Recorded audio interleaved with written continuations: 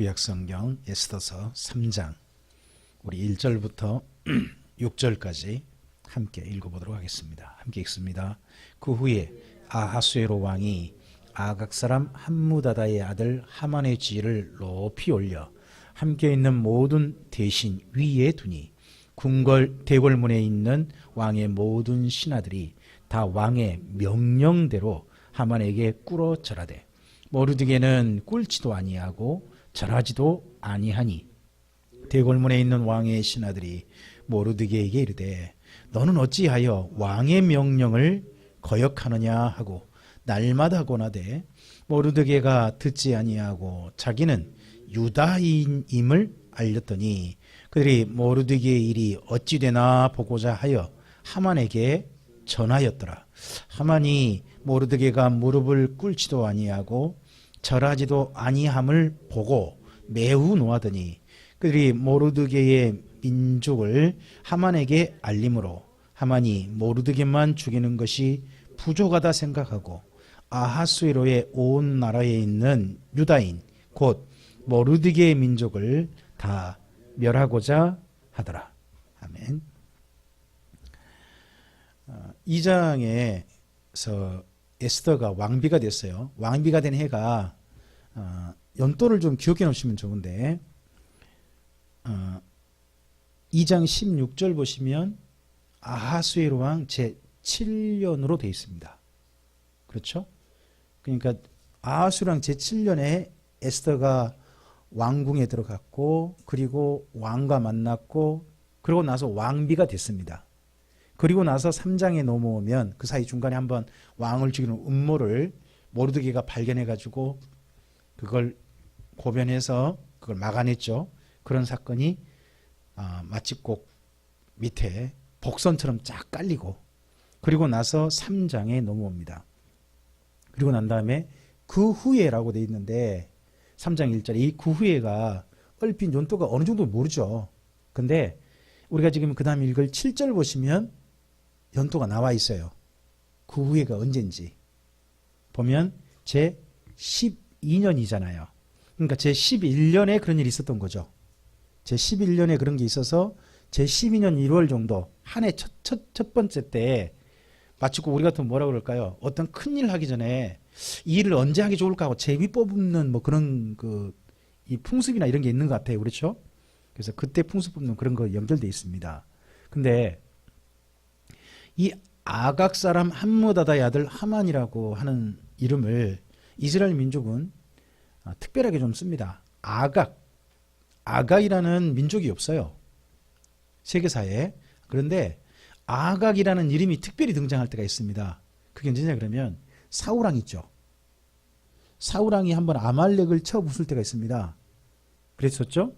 그때 아말렉 족속의 왕 이름이 아각이었어요. 왕 이름이 아각. 그래서 여기 아각 사람 그랬을 때는 아말렉 족속의 그 왕족의 후손. 그러니까 이스라엘 민족이 지금 글로 쓰고 있는 거잖아요. 그러니까 아말렉 족속에 다 그때 진멸하지 않았죠. 진멸하지 않아가지고 살아남은 잔존 세력 가운데 왕족으로 살아남은 사람이 여기 함무다다의 아들 하만 같아요. 이 사람이 아하수에로 왕 때 귀족이었던 것 같은데 그 귀족 중에서 가장 높은 총리가 된 거죠. 모든 신하 위에니까 뭐라 그럴까요? 1인지하 만인지상 뭐 그런 말을 쓰나요? 그 정도로 높은 지위에 올라간 겁니다. 저는 하만이라는 이름의 뜻은 굉장히 좋더라고요. 이 하만이라는 이름 뜻이요. 성품이 좋은, 사람이 좋은이에요. 어때 우리 아이들 이름 한번 태어나면 뭐 누구한테 조카라든지 이런 사람한테 앞으로 좋은 사람 되라 한 뜻으로 하만이라 해라 그러면 어떨까요? 좀 괜찮지 않을까요? 이름의 뜻은 괜찮아요. 하만, 성품이 좋은, 예? 사람이 좋은 그런 뜻이니까. 근데 우리는 이제 이 하만 그러면 이 사람이 떠오르니까 뭐 그 하만이라는 이름의 뜻은 좋다 할지라도 하만이라는 사람은 안 좋은 사람이다. 그래서 쓰질 않겠잖아요. 그렇죠? 그런 비슷한 경우가 뭐냐 그러면 헵시바예요. 우리나라에 그 헵시바라는 여자 찬양대 있지 않습니까? 헵시바라는 뜻은 굉장히 좋아요. 기쁨이니까. 좋죠? 기쁨 찬양단. 더더욱 얼마나 좋습니까? 하지만 그게 헵시바라고 하는 성경에 등장하는 여자는 별로 안 좋단 말이죠. 이제 그런 것과 좀 비슷한 경우가 있다고 생각합니다. 자, 이랬을 때 이 하만에게 어느 정도 권위가 부여됐냐 그러면 궁궐을 지키는 모든 신하들은 하만에게 절하라고 왕이 명령을 내렸습니다. 이건 하만이 한 게 아니라 아하수에로 왕의 명령이었습니다. 근데 이 명령을 안 지키는 한 사람이 있는 거죠. 예, 이 모르드게. 저는 이 모르드게라는 말이 그 이스라엘 민족 이름인가? 맨 처음에 싶었어요. 근데 이스라엘 민족 이름이 아니에요. 이게 그쪽 그 바벨론 신의 사람이란 뜻입니다. 그 군대신이 있죠. 우리나라에 보통 그 젊은이들 이런 이름 알아요. 마르스라고 하는 신이 있거든요. 마르스? 그게 군대신이에요. 군대신의 사람. 그 개란 말이 가이요, 가이. 터프 가이 할 때 가이 있잖아요. 그 개를 쓰거든요. 이게 그쪽에서 아마 지은 이름 같아요. 바벨론 포로 중에 지었던 이름 같은데, 그런 모르드게가 무릎을 꿇지도 않고 절하지도 않고 왕의 명령을 안 따르는 거예요. 이에 대해서요, 맨 처음에 하만이 알았을까요, 몰랐을까요? 아마 안 보였던 것 같아요. 처음에는 자기가 딱 뻣뻣하게 무슨 웬 사람이 절하고 앉으라고 뭐 그런 거 생각했지. 그냥 가지. 그런데 이 모르드게랑 함께 그 근무하는 분들 있잖아요. 근무하는 사람들이 자꾸 모르드게한테 절 좀 하시오. 왕의 명령 아니요. 한데 절하지 않는 이유를 이렇게 해놔요. 4절 보세요. 4절에 날마다 고냈죠, 모르드게가. 근데 모르드게는 그 절하지 않는 이유로 이 말만 하는 거예요. 자기는 누구다? 그러면 나는 유대인이다 하는 게 하만에게 절하지 않는 뭔가 이유라는 거잖아요. 왜 그럴까요? 왜 나는 유대인이다 하면서 절하지 않을까요?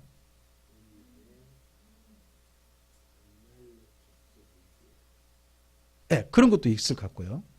전 하나가 더 있다고 생각하는데요. 바벨론 사람이잖아요. 바벨론 때 포로 잡혀왔잖아요.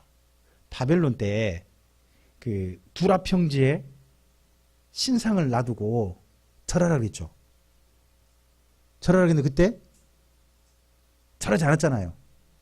사드락과 메삭과 아벳누고로 하는 하나냐 미사엘 아사랴라고 하는 이 다니엘의 세 친구 절하지 않았잖아요. 절하지 않았던 그 사람이 풀불 넣었다가 그때 느부갓네살 왕이 뭐라고 조서를 내려주죠?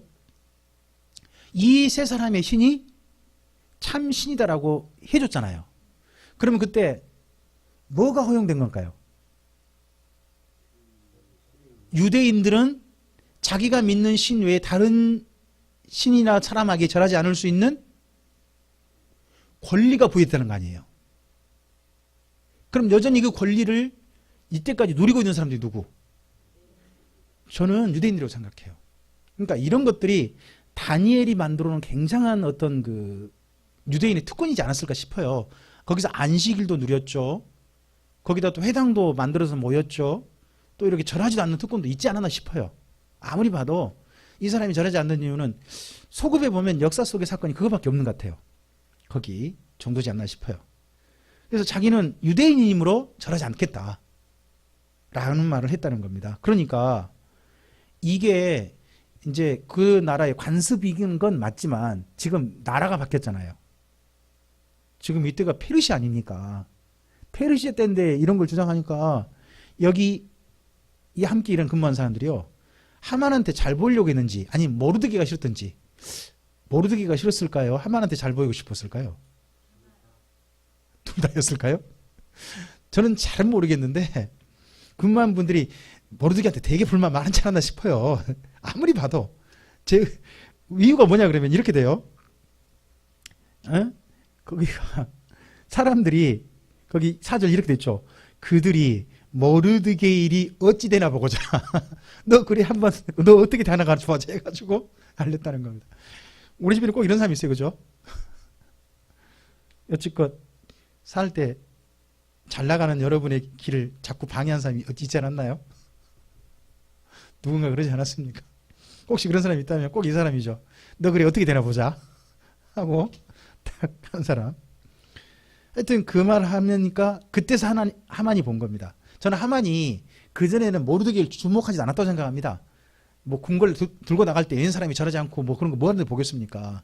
근데 말하니까 그때부터 이제 누가 관심 있게 이제 보이는 거예요? 모르드게를 보는 거죠. 근데 모르드게 보니까 실제 보니까 전혀 저러지 않은 뻣뻣하게 있거든요. 그 때문에 그럼 이건 뭘 어긴 게 되는 거죠? 그렇죠. 이건 뭐 이거 하만 자기에 대한 문제가 아니라 왕의 명령을 어겼다는 거죠. 왕의 명령을. 이 문제를 가지고 죽여버려야 되겠다 싶었는데 그가 자꾸 자기 유대인이라고 그러잖아요. 그럼 유대인 전부는 무슨 나름 그 나라에서 아직까지 그런 전통을 좀 나름 누리고 있는 것 같아요. 그렇죠? 근데 하만이 그런 전통을 주장하는 이 유대인들에 대해서 어떻게 하고 싶다. 모르드게만 아니라 누구까지도 이 민족 전체를 어떻게 해버려야 되겠다. 죽여버려야 되겠다 하는 생각을 가진 것 같습니다. 그래서요 7절 이하 읽어볼까요? 아하수에로 왕 제12년 첫째 달 곧 니산월에 무리가 하만 앞에서 날과 달에 대하여 부르 곧 제비를 뽑아 12째 달 곧 아다로를 얻었습니다. 자 여기 이제 달 이름이 나왔죠. 첫째 달 이름이 뭐라고요? 니산월이고 12월 이름은요 아달월. 이거 달 이런 달력은 우리에게 여간 익숙하지 않으니까 이럴 때 기억해 놓으셔야 됩니다. 니산월은 1월이구나. 아달월은 맨 마지막 달이구나 하는 것 정도는 좀 이럴 때 이제 기억하는 겁니다. 근데 첫째 달에요. 이 일을 언제 해볼까? 이 유대인들 언제 죽일까라고 제비를 뽑았어요. 제비를 뽑았는데 하필 언제 뽑혔어요? 만약에 1월이나 2월 뽑혔으면 어떻게 됐을까요? 유대인들은 뭐 아무 저항도 못해 고스란히 죽었을 것 같아요. 근데 하필 뽑히기를 1년 충분히 여유가 있게 된 거죠. 이제 이런 데 보면서 뭐가 이제 보이냐 그러면 하나님이 개입하셨겠구나. 표현은 없지만 우리가 그렇게 이제 보는 겁니다. 그리고 계속해서 그다음 거기 부르라고 했죠. 부르 곧 제비를 뽑았다 더 나오잖아요. 이 부르 때문에 붙여진 말음이 제비들. 제비 한 개가 아니라 12개 제비를 둔 거죠. 12개 제비들 중에 한 개 뽑았다 해서 그거 할 때는 이스라엘 민족은 임을 붙여요. 임. 그래서 부르잖아요. 부림. 그래서 부림절. 그렇게 된 거예요. 제비들을 뽑은 날. 그런 의미에 나중에 달력 이름이 절기 이름이 나오게 된 거죠. 원래 그러니까 절기를 지키게 된 게 누구 덕분입니까? 하만 덕분입니다. 이게 지금 하만 덕분에 그날 그렇게 지키게 된 겁니다. 자, 계속요. 8절요. 하만이 아하수에로 왕에게 아뢰되 한 민족이 왕의 나라 각 지방 백성 중에 흩어져 거하는데 그 법률이 만민의 국과 달라서 왕의 법률을 지키지 아니하오니 용납하는 것이 왕에게 무익합니다. 왕의 무슨 법률을 안 지킨 거죠? 그렇죠. 그것도 왕의 법률이잖아요. 근데 하만이 어디 가더라도 유대인들이 절할까요, 안 할까요? 이런 특별한 특권을 줬는데 이거 왕의 민족이면도 이렇게 합니다. 그러면 이거 왕 명예 난 치의 특권을 얻은 거 아닙니까? 이거 왕에게 전혀 유익을 줄 수 없습니다. 이런 민족은 어떻게 됩니다? 우리가 이렇게 표현할까요? 본때를 보여야 됩니다. 왕의 명령 안 따르는 민족은 이렇게 된다 하는 본때를 좀 보여야 됩니다. 자, 계속요. 그 다음요. 왕이 옳게 여기시거든 조서를 내려 그들을 모아소서. 이게 본때죠. 모든 페르시아 사람들한테 본때를 보여야 됩니다. 왕의 명령 안 지키면. 자, 계속요. 내가 은 1만 달란트를 왕의 일을 맡은 자의 손에 맡겨 왕의 금고에 드리리이다 합니다. 그러니까 이 일을 할 때 이 일을 왕께서 허락하신다면 모든 비용은 누가 되겠습니다? 하만 자기가 되겠습니다 하는 겁니다. 이로 봐서는 하만은 굉장한 부자였던 게 보이죠. 하만은 아무나가 아닌 겁니다. 최고 고위층이었고 굉장한 부자였을 겁니다. 페르시아 중에서. 자, 그러자 이에 대해서 왕도 옳게 여긴 겁니다. 이런 말을 듣고는 10절요. 왕이 반지를 손에서 빼어 유다인의 대적 곧 아각 사람 함므다다의 아들 하만에게 주며 이르되 그 은을 내게 주고 그 백성도 그리하노니 너의 소견에 좋을 대로 행하라 하더라. 그 은 너 굳이 바칠 필요 없어. 그건 네가 가져. 모든 비용 국가에 되겠다. 그런 민족이 있다면 이거 왕의 명령을 어겨 하고 이것도 아하수에도 굉장히 공감하고 적극적으로 그 일을 해라 라고 합니다. 자, 그래서요. 12절입니다. 첫째 달 13일에 왕의 서기관이 소집되어 하만의 명령을 따라 왕의 대신과 각 지방의 관리와 각 민족의 관원에게 아하수에로 왕의 이름으로 조서를 쓰되 각 지방의 문자와 각 민족의 언어로 쓰고 왕의 반지로 인쳤습니다. 여기에 각 민족의 문자, 각 민족의 언어라는 거 있지 않습니까? 이 중에 각 민족의 언어를 사도행전서는 뭐라고 했을까요? 방언이라고 한 겁니다. 지역 언어. 왜요? 그때는 로마죠. 로마의 수많은 지역에 사는 사람들 하는 것처럼 페르시아도 127개 지역에 살고 있어요, 사람들이. 그럼 민족마다 쓰는 언어가 아예 다른 거죠. 우리처럼 뭐 경상도 사투리, 전라도 사투리 정도가 아니죠, 그냥. 아예 언어가 전혀 다른 거죠. 그런 여러 나라 민족이 있어요. 127개나 되니까. 그러니까 각 지방의 언어, 그런 것들로 전체 다 써서 조서를 해가지고 보내되, 이 조서가 확실하다는 의미로 왕의 반지를 인쳐서 그렇게 해서 보내게 합니다. 13절입니다.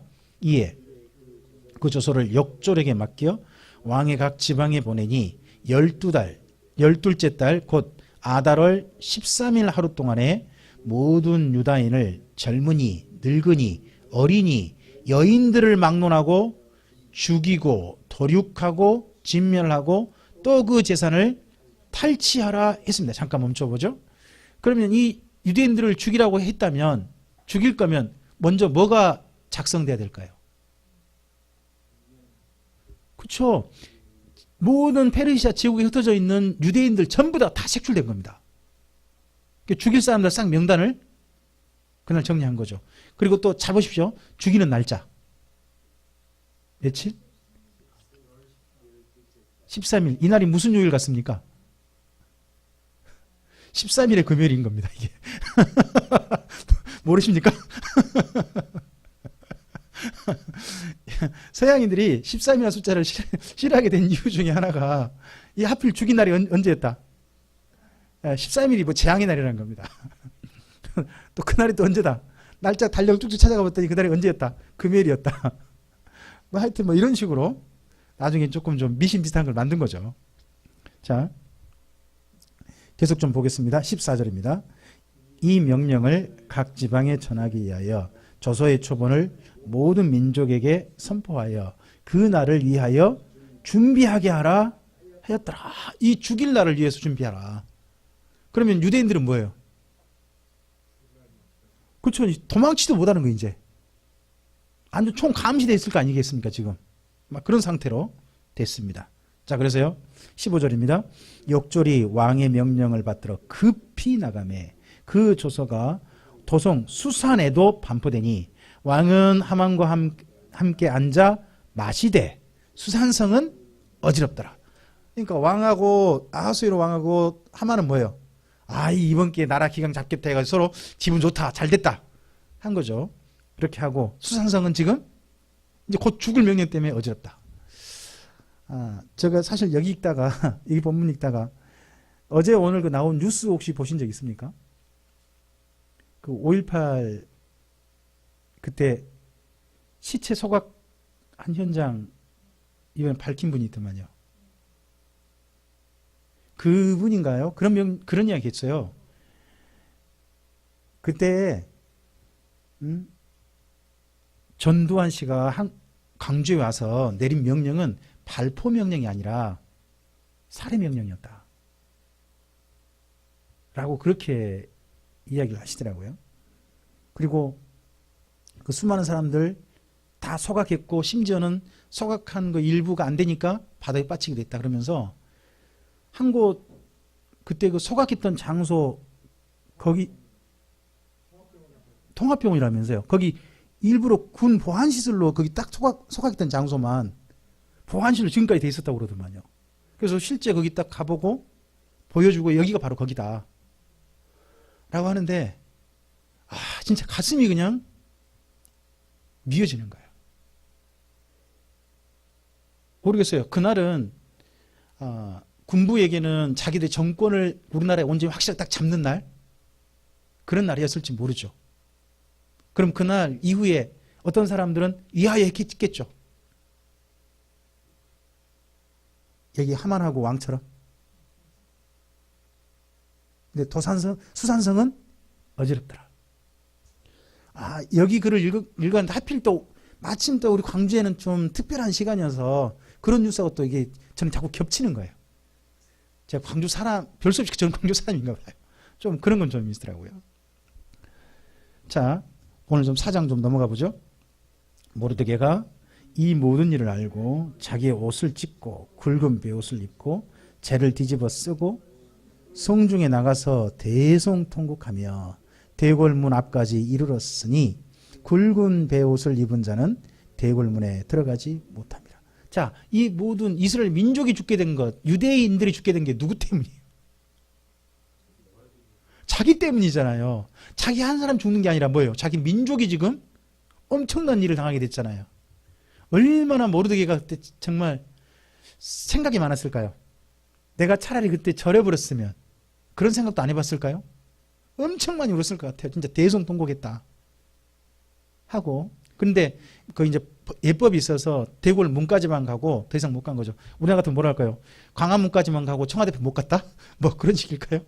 하여튼 그러고 있자 3절입니다. 왕의 명령과 조서가 각 지방에 이름에 유다인이 크게 애통하여 금식하며 울며 부르짖고 굵은 베옷을 입고 재에 누운 자가 무수하더라. 이 사람들 도망치도 못하는 게 이제 방법이 뭐예요? 신의 도움을 구하는 수밖에 다른 길이 없잖아요. 자기 민족이 그대로 비극을 당할 거냐 아니면 하나님의 극적인 도움을 받을 거냐 둘 중 하나밖에 없잖아요. 근데 도저히 이제 이거 왕의 명령으로 조서가 내려왔으니까 피할 수도 없고. 그랬을 때 4절입니다. 에스더의 시녀와 내시가 나와 전하니 왕후가 매우 근심하여 입을 의복을 모르드게에게 보내어 그 굵은 베옷을 벗기고자 하나 모르드게가 받지 아니하니. 저는요 여기 이때 에스더하고 모르드게 만남이 있지 않습니까? 전 실제 만난 줄 알았어요 예전에. 그 목사님들 이야기 항상 이 장면 이야기할 때 일부러 그 에스더가 나가서 그 옷도 좀 입혀주고 근데 안 입을 거야 막 이런 식의 그 표현을 참 그때 저는 많이 들었었거든요. 근데 여기 읽어보면 그건 아니에요, 그죠? 에스더는 왕후다 보니까 나오는 게 아니고 거기 있어야 되고 뭐 이제 시킨 거죠. 시켜서 오병을 그렇게 하는데 안 된 거죠. 그러고 난 다음에 그 다음 이야기도 뭐냐 그러면 직접 대면한 거 아무것도 없어요. 여기 에스더하고 그리고 모르드게는 중간에 누군가 고생을 좀 열심히 해요. 특히 여기 읽다 보면 하각이라는 사람, 하각이라는 사람 때문에 이런 말이 나오는 허걱. 죄송합니다. 제가 좀 너무 바쁘게 왔다 갔다 하다 보니까 허걱 되는 거죠. 이분이.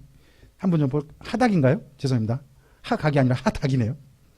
자, 5절입니다. 에스더가 왕의 어명으로 자기에게 가까이 있는 넷이 하닥을 불러 명령하여 모르드게에 가서 이것이 무슨 일이며 무엇 때문인가 알아보라 합니다. 여기에 저는 조금 독특한 표현을 봤어요. 5절에서 에스더가 왕의 어명으로란 말이 있죠. 왕의 어명으로 신하를 보내잖아요. 이 말 여러분 이해되세요? 그렇잖아요. 왕후의 명령이 아니라 뭐라고요? 왕의 명령이다. 이 말이 표현이 이해되세요?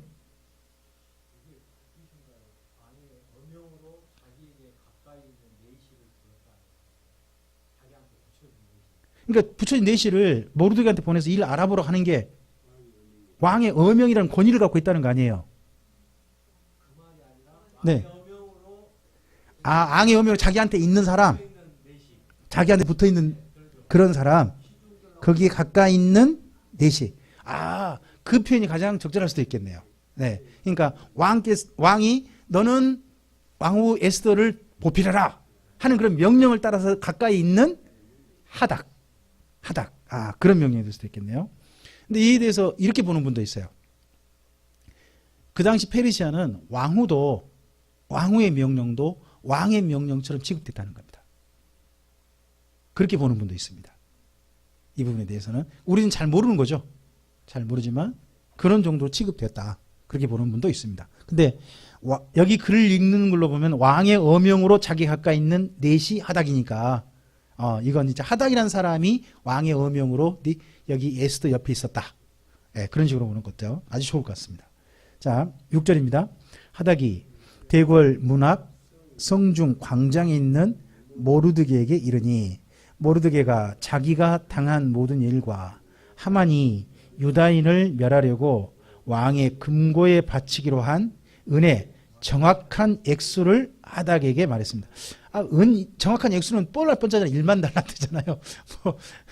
뭐 우리 같으면 정확한 액수 그러면 19,700 뭐 이런 것도 아니고 딱 1만 달란트인데 하여튼 어쨌든지 그 정확한 액수를 말하고 그 다음 또 유다인을 진멸하라고 수상궁에서 내린 조서 초본을 하닥에게 주어 에스더에게 보여 알게 하고 또 그에게 부탁하여 왕에게 나아가서 그 앞에서 자기 민족을 위하여 간절히 구하라 라고 이런 부탁을 했습니다.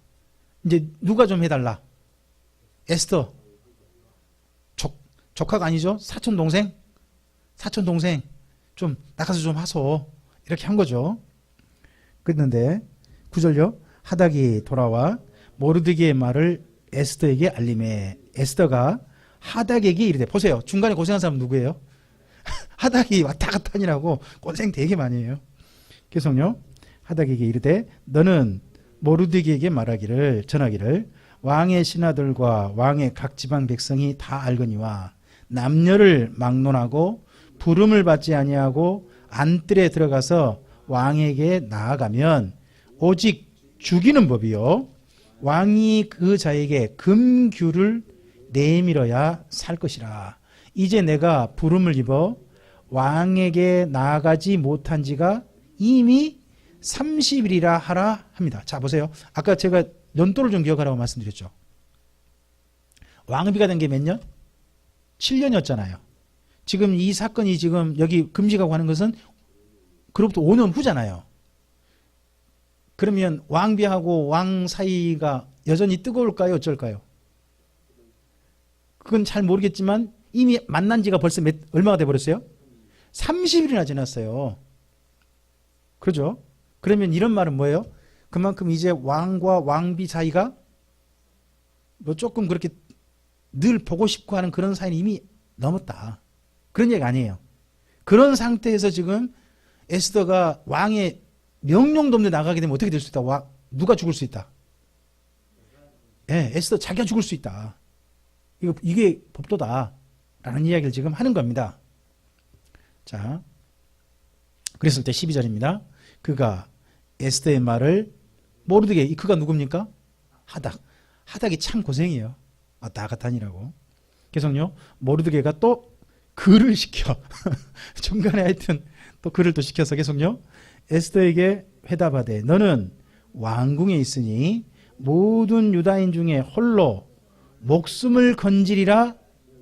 그러니까 네가 지금 왕 앞에 나가면 죽을 수도 있다라는 말을 한다는 것은 너는 왕궁에 있으니까 자기 민족과 상관없이 너는 산단 말이냐. 너도 누구다? 너도 유다인이다. 일단 기본적으로 그걸 좀 이야기하고요. 14절입니다. 그때에 내가 만일 잠잠하여 말이 없으면 유다인은 다른 데로 말미암아 노임과 구원을 얻으려니와 너와 내 아버지 집은 멸망하리라. 내가 왕후의 자리를 얻은 것이 이때를 위함이 아닌지 누가 알겠느냐 합니다. 저는요 여기 에스더서 가운데 이 모르드게의 14절 표현이 있지 않습니까? 이건 굉장한 신학이라고 생각합니다.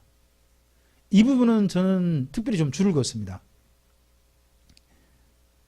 자, 우리가 어떤 위치, 어떤 직임, 어떤 일을 하는 게 하나님께서 하나님의 특별한 일을 위해서 그 자리에 우리를 두셨는지 우리는 모른다는 겁니다. 근데 만약에 그런 일을 하라고 우리를 그 자리에 두셨는데 우리가 그 일을 안 할 수도 있다는 겁니다. 그랬을 때는 하나님은 어떻게 하실까요? 다른 사람을 통해서 그 일을 해내실 겁니다. 대신에 그 일을 하라고 그 자리에 뒀던 사람, 그 사람은 하나님의 일에 방임한 거잖아요. 외면한 거잖아요. 그러면 너는 더 이상 하나님께 쓸모있다 쓸모없다. 뿐만 아니라 하나님 일에 외면했기 때문에 그에 대한 책임을 져서 이게 유대인들의 언어죠. 너와 내 아버지 집은 멸망하리라. 이걸 레이기 표현을 해봐요. 너와 끊쳐지리라. 끊쳐지리라. 이게 유대인들의 그 표현이거든요. 하나님의 말씀을 따르지 않는 자들은 가문이 끊긴다 하는 것들로 늘 이런 얘기를 해요. 그래서 이때를 위함이 아닌가 좀 생각해라. 자, 이에 대해서 우리는 이 표현보다는 에스더의 표현에 더 많이 마음이 가죠. 그 다음에 나온 에스더의 표현 15절 이하 읽어보죠. 에스더가 모르드게에게 회답하여 이르되, 어떻게 회답한 거죠? 하닥, 또 중간에 하닥이 왔다 갔다 한 겁니다. 계속요. 당신은 가서 수산에 있는 유다인을 다 모으고 나를 위하여 금식하되 밤낮 3일을 먹지도 말고 마시지도 마소서. 나도 나의 시녀와 더불어 이렇게 금식한 후에 규례를 어기고 왕에게 나아가리니 죽으면 죽으리다. 우리 이 표현 진짜 그 여기 에스더서에서 늘 들었던 얘기 아닙니까? 그래서 이걸 우리식으로 쉽게 표현해봐요. 어떤 신앙인가 이거 보고. 저는 이렇게 들었어요. 죽기 살기 신앙이라고. 죽을 돈 살도 모르고 그냥 하는 신앙이라고. 죽음을 각오하고 죽음이 뭔 대수냐 하는 그런 식으로 나간다는 그런 걸 하는데 이거 쉽지 않아요. 근데 죽으면 죽으리다. 정말 유명한 언어가 됐죠. 이때 언어가. 저는 이 에스더의 결심도 대단합니다만은 저는 14절에 이 모르드게의 하나님의 일에 대한 시각, 이건 더 위대하다고 저는 생각을 합니다. 이런 시각이 있으니까 이런 생각을 가진 자기 사촌 오빠에게 아버지뻘 할아버지뻘 되지도 모르겠어요. 그렇죠? 그런 분에게 양육받았던 에스더도 당연히 그 생각에 공감했다고 저는 생각합니다. 저는요, 일이란 게 이런다고 생각합니다. 일이란 동역인 거잖아요. 혼자 하는 게 아니잖아요. 그럼 동역은 뭘까요? 서로 생각이 공감되어지고 가치관이 공감되어지고 해야 할 일이 공감되어져야 일에 대해서 이렇게 이루실 것이다. 하나님이 이 일에 대해서 이렇게 개입하실 거다는 생각이 공감되어져야 진정한 서로 힘을 합쳐서 동역할 수 있다고 생각합니다. 위험을 무릅쓰고 갈 수 있고 기꺼이 나갈 수 있는 거죠. 모르드게가 이런 말 했을 때 에스더가 외면할 수도 있었겠잖아요. 근데 외면하지 않고 정말 죽음을 각오하고 나가갔던 것은 모르드게의 신앙에 영향을 받았기 때문에 저는 생각합니다. 어떻습니까? 우리들의 신앙이 우리 사랑하는 자녀들에게 잘 물려져서 또 그리고 우리에게 영향받고 있는 우리 다음 세대들에게 잘 영향을 주어서 우리 다음은 적어도 우리들처럼 하나님 앞에 잘 서는 사람들로 우리가 좀 영향력을 주고 있는지 한번 좀 생각을 해봐야 될 것 같습니다. 저는 정말 여기 4장을 보면서 모르드게가 존경스러웠습니다. 아, 이분이 정말 에스더 잘 키우셨다. 이 생각이 들었습니다. 자기 동생이지만 자기 딸처럼 그렇게 양육한 거 아니겠습니까? 손자처럼 그렇게 양육해서 정말 잘 길렀다. 이래서 이런 모습 나도 언젠가 좀 있었으면 좋겠다 하는 생각 한편 해봤습니다. 자, 이러자 이에 함께 협력합니다. 17절로 마무리하죠. 모르드게가 가서 에스더가 명령한 대로 다 행했습니다. 어쨌든지 에스더는 왕비입니다. 모르드게는 궁궐문직이에요. 이익에 따라서 일들을 준비합니다. 자, 하만은 무슨 준비를 하고 있습니까? 죽일 모든 준비를 갖춰가고 있습니다. 그리고 유대인들은요, 할 수 있는 게 없습니다. 뭐밖에? 금식하고 하나님의 도움을 구하는 길밖에 없습니다. 그러할 때 그나마 왕에게 가장 가까이 가서 왕의 자비를 호소할 수 있는 왕의 명령을 바꿔야 될 거 아니겠습니까? 지금 아하수에로 왕의 명령이잖아요. 그럼 그 명령을 바꿀 수 있는 가장 최고의 영향력은 누가 가지고 있습니까? 에스더입니다. 에스더가 그런데 죽음을 각오하고 있습니다. 이런 자리까지 우리가 왔습니다. 우리의 삶의 자리에 이러한 일들이 저는 되도록이면 없었으면 좋겠습니다. 이 정도로 위기가 닥치고 어려운 일 없었으면 좋겠는데, 혹여 또 이제 그렇게 될 수도 있을지 모르죠. 그러할 때 우리가 걸어가는 길이 적어도 하나님께서 이렇게 하실 것이다라고 믿는 하나님의 어떤 정말 성경 속에서 약속하신 또 바르게 걸어가는 그 길을 걸어가는 우리들이었으면 좋겠습니다. 그러한 사람들로 오늘 모르드게와 에스더가 탁 떠오르고 있습니다. 이런 사람들로 또한 우리 또한 주님 앞에 존재하게 되기를 주님의 이름으로 축복합니다. 기도하겠습니다.